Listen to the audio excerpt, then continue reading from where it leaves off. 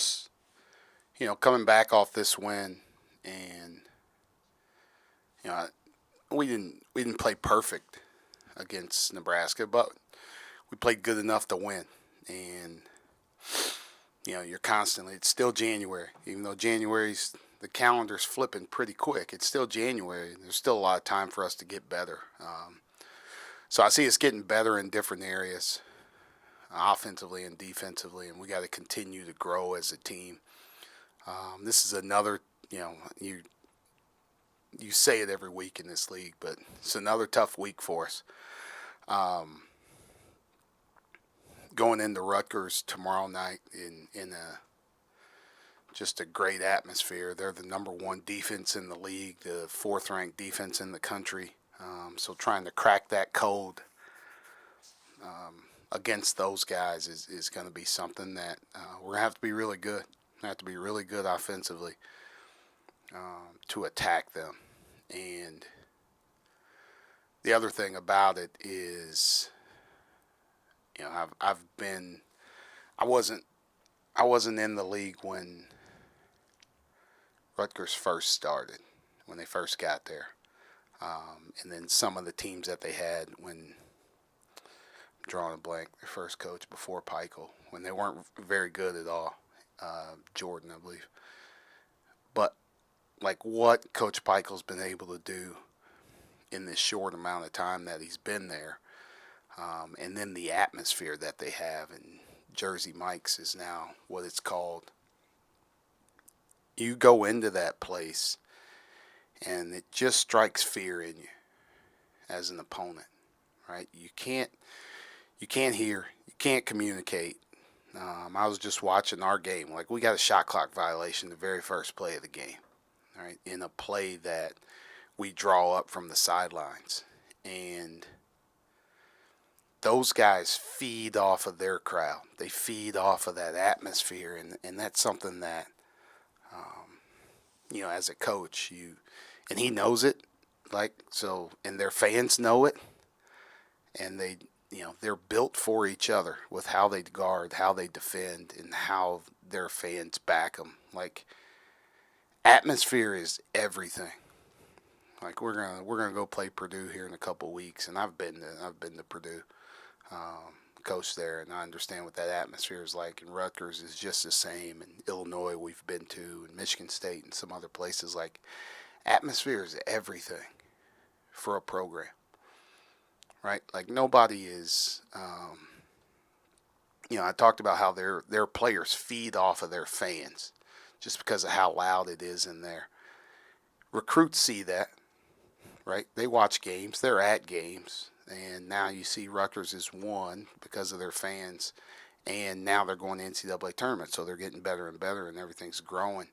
But nobody is there's no kid that's looking at Rutgers and being like, man, the shape of the building is terrible, or the bathroom situation's not the best. Nobody cares about that. It's all they care about is the atmosphere when they're playing, what they're seeing, and everything else. I go to football games here. I love watching college football. And, this is a huge boost for our football team. When it's packed, when it's loud, and you can't hear anything.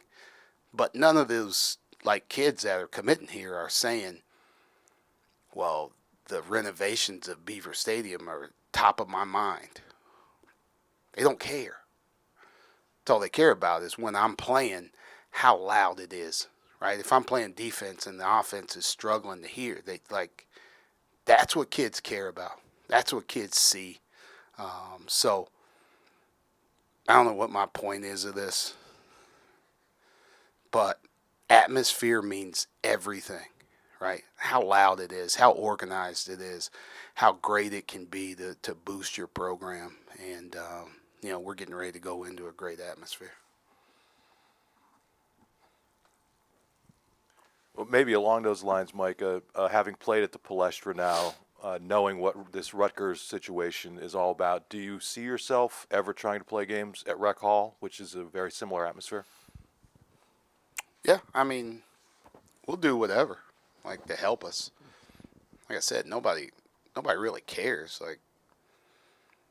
If people come into the Bryce Jordan Center and it's loud as can be in here when we're playing a game, it's all they care about. It's all I care about. It's all our team cares about, right?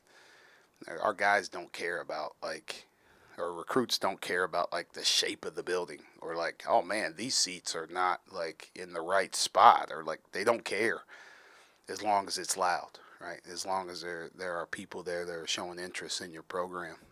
We'll play wherever, right? I'll take my squad to State High if it gets loud in there, and we'll ball out, right? And if it's loud in there and kids come to the game and they watch and they enjoy it, that's all they're going to remember. And that's all we want them to remember. So, we'll do whatever. We'll do whatever. I don't really care. Like, I'm not like this. Like Bryce Jordan Center is what we got. Right? I can't snap my fingers and it's gonna change. So like, there's nothing wrong with it, right?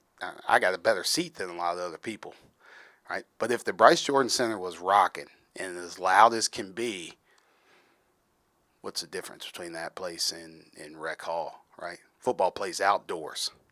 There's a lot of space from the sideline to the stands, but yet I can hear every single person in there, and the noise is escaping from the top. So you can get loud wherever you want to get loud. If you'll indulge me one more, do you have ideas for things that could happen to Bryce Jordan Center to make the atmosphere? I mean, you just had your biggest crowd of the season. Are there things that you feel like could be done here to change that? I don't know. Like, I'm a PE major. Like, yeah, I coach ball. That's about all I can do. But like, I've gone to football games here. And I've gone to like hockey. I've gone to about every sport possible that's out there. I'm sorry, fencing. I have not been to fencing yet. Their season is about the same as ours, so that it gets tough, right? There's some I can't manage in season that if they would move them at different times, I would go. But I've been to a lot, and like the one thing that kind of stands out is like football and hockey, like just how organized everything is, right? Like they know when they're cheering, they know what they're saying, they know what's coming next. Like coaching at Purdue, like at certain timeouts this is happening, right? That your crowd's going to do this at the start of the second half. They're going to do this after stops.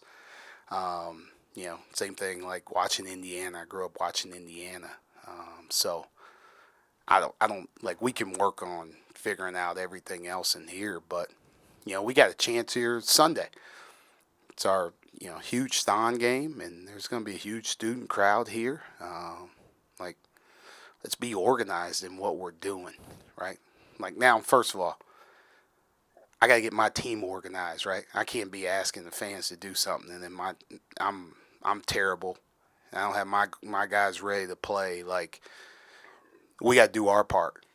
We got to do our part as well. But let's come up with something. Let's be organized in what we're doing, and let's make Michigan come in here and like, what in the hell is going on? And we did not expect this. That's what I want people to say. Coach, you went pretty deep into the bench against Nebraska, played 11 different guys. Is that something that's more matchup and situation based, with Keba not playing well and Evan fouling out of the game, or is that something that fans should expect to see a lot more with the versatility that you have? Yeah, it's a little bit of both. Like there's always go in with certain plans, and then sometimes your plans get thrown out because of maybe foul trouble or other things. But when guys are practicing well and doing things, like you want to give them a chance, and when they've earned a chance. Right? I think Dalian earned a chance and wanted to get in, but it also, we need to. I got to be better at cracking into our depth a little bit and using our depth, right? So now Andrew Funk's not playing 39 minutes a game, right? Can Dalian spell him for 8 to 10 minutes and give us the same thing on offense and defense, right? Can Kanye come in and give Cam a spell or Pickett a little bit, and now we're taking some minutes where those guys are playing more, and we just like those few minutes of rest is probably helpful for them. So we'll continue to do that. We'll continue to play guys. Everybody plays a lot better at home, right? They're more comfortable here. On the road's a little bit tougher, but we'll still give guys a chance and try and get some of our high minute guys down a little bit. Maybe that 2 minutes of rest is what they need. Maybe that 3 minutes, and if we do it at the right time, if we do it around media timeouts, it might be 2 minutes of game time, but it becomes 6 to 7 minutes in real time, and now that helps them hopefully down the stretch. Mike, along those lines with talking about atmosphere and talking about using depth and getting more young guys involved, you've only had a handful of true road games this year. Going into that environment tomorrow, how do you think that some of these freshmen and younger players are prepared or ready for what they're going to see? Yeah, it's going to be. You can talk about it all you want, but until you step foot into it, it's a little bit different. So the one thing I always tell them is like, hey, it's going to be crazy. It's going to be rowdy. It's going to be boisterous, whatever, intimidating. None of those people are coming on the court, right? Still 5-on-5, right? If we had to fight our way out, like, man, I'd really, we'd be in trouble. We'd be in trouble. But like they're not coming on the court. They're staying in the stands. They're staying in their seats.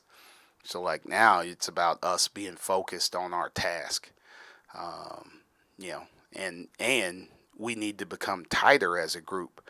I'm not gonna be able to communicate with them. There's gonna be times they're not gonna. I can say whatever I want, but they're on the other end of the court. They're not gonna hear me. So like now our older guys need to lead the charge in that way. When there's timeouts, when there's dead balls, we need to huddle together, be tighter as a group, and help each other through those situations. So it's fun. Like it's fun to go into those environments, but you gotta be good, you gotta be focused, and you gotta play well. Fred Hoiberg was very high on Pickett. You've obviously been very high on Pickett, and understandably so. I wonder, with your NBA experience, how do you see his game projecting to that next level? I know it's a little bit off, but I think a lot of people look at him and say, where does he fit? Yeah. I'm a huge Fred Hoiberg fan, by the way. Like, as a coach, just as a person, like, Fred's like one of the most chill dudes you've ever met. Like, and then, I grew up watching the Pacers, so like that's the mayor, man. He played for the Pacers, played for the Timberwolves, like all this stuff. It's but just an awesome dude, and I think he's doing a great job. Like Pickett's got I think he's got a place. A lot of stuff in the NBA is you got to get somebody to believe in you first of all. You got to have some person to believe in you to give you a chance, and then it's about you taking advantage of that, right? I think with his play, if he continues to play the way he's playing right now, he's starting to turn more heads. People are starting to take a little more notice. So maybe he is like getting somebody to believe in him, and that's the biggest thing. There's a lot of talented people that are not playing in the NBA. Because of myriad of different reasons. Some of those reasons you're not going to run up against with him, right? He's not a kid that's going to be. He's not going to get in trouble, right? He's going to do what he's supposed to do. He's going to, he's going to work on his game. Like that's who he is. He's a hard worker and everything else. So he's going to earn a spot. I think he can earn a spot. I think he can earn an opportunity, and then he has to take advantage of it when he gets there. Like he fits. He can pass. He can play out of pick and roll. He's physical. He's got long arms. He can defend different people. So he's got to continue to shoot it the way he shot it here recently. To help him. But I think he gets a chance. Just like similar to he's totally different than Lamar Stevens, but Lamar Stevens had a great reputation for who he was. And that, like, same thing with Pickett. Like he's going to leave here with a great reputation of as a person. And now, you get to the end of the bench. Those are the kind of guys you want. Acknowledging that nobody's really winning 6-7 games in a row in the Big Ten. What would it mean to string wins together for this group? I know you said before you believe in momentum and what it can do for a program. Yeah, just playing well. Because to do that, you have to play well. You have to be playing well to put together a string of games, and that's what we're trying to progress towards. Like, we want to be consistent. We want to play well on offense and defense, and we want to be clicking at the right time. And it's so like this league is so fleeting and up and down that, like, a team can be, Indiana can come in here and people can leave them for dead, and then they just reel off a bunch of wins in a row, right? They're playing well. They get confidence, and the confidence now starts to build from one to the next. So I think if you can get on a streak like that, it can really help you. There's not a lot of separation right now. There is at the top, right? Purdue separating from everybody else, but from 2 through the rest is really bunched up. And now it's about who can string together a few wins in a row, and now they move away from the pack a little bit. So you got opportunities every single week, and you just have to take advantage of them. I got one more. What's the process been of unlocking the best version of Cam this season? What's gone into that, and where do you feel like he is in that process? Yeah, it's different just because people guard us in different ways. People do different things. I think, the best version for us is, and even for our team, is when we've really moved the ball, when we've really got the ball moving from side to side. And now we're all attacking closeouts. We're all getting kickouts and things like that. I think that for him has been really good. He's been really good in those when we've played like that. People are taking us out of a lot of things, right? So they're trying to not allow us to play like that. Now it's about finding ways for us to generate that in different ways. So I think trying to find different ways for Cam to be in that position to maybe get stuff kick-started for us, to get the ball moving. And it may not always result in him getting the ball back or scoring or catching, shooting, or driving, but maybe he's a starter of our offensive flow and everything else. So that's, you got to tinker with different things, and we still got to find it. Like, what's best? How do we utilize him the best way to keep getting good things from him? And, try and get more of it when we can. So, he's been good. He's an awesome kid. He cares about winning. He fit in, so well with us here that, when he plays well, we're pretty tough to deal with.